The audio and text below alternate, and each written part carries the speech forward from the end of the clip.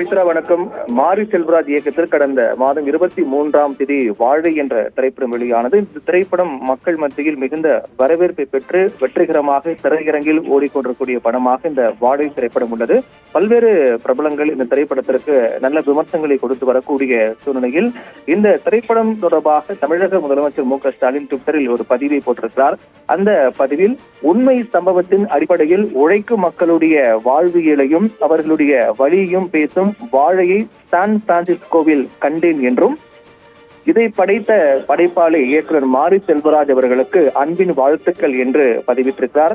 அதோடு பசியுடன் சிவனனைந்தான் தவித்த போது 1000 வாழைத்தார்களை நமது இதயத்தில் மாரி செல்வராஜ் ஏற்றுவிட்டார் என்றும், பசி கொடுமையை எந்த சிவனனைந்தானும் எதிர்கொள்ள கூடாது என முதலமைச்சருடைய காலை உணவு திட்டம் உருவாக்கியதில் மகிழ்ச்சி பெற்றேன் என்று முதலமைச்சர் மு.க. ஸ்டாலின் இந்த பதிவில் குறிப்பிட்டிருக்கிறார்.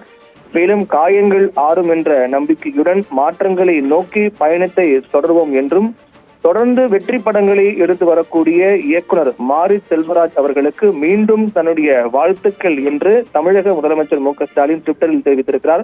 தமிழக முதலமைச்சர் மு.க. ஸ்டாலின் வெளிநாடு முதலில் இருப்பதற்காக அமெரிக்கா பயணம் மேற்கொண்டிருக்கிறார். கிட்டத்தட்ட 19 நாட்கள் பயணம் மேற்கொண்டு அங்கிருக்கக்கூடிய நிறுவனங்கள் சந்தித்து முதலீடுகள் இருக்கும் வகையில் பல்வேறு புரிந்துணர்வு ஒப்பந்தங்கள் மேற்கொள்ளப்பட்டு வரக்கூடிய சூழ்நிலையில் அங்கிருக்கக்கூடிய சான் பிரான்சிஸ்கோவில் வாழைப்படத்தை பார்த்த பிறகு இந்த பதிவை முதலமைச்சர் மு.க. ஸ்டாலின் தெரிவித்திருக்கிறார்.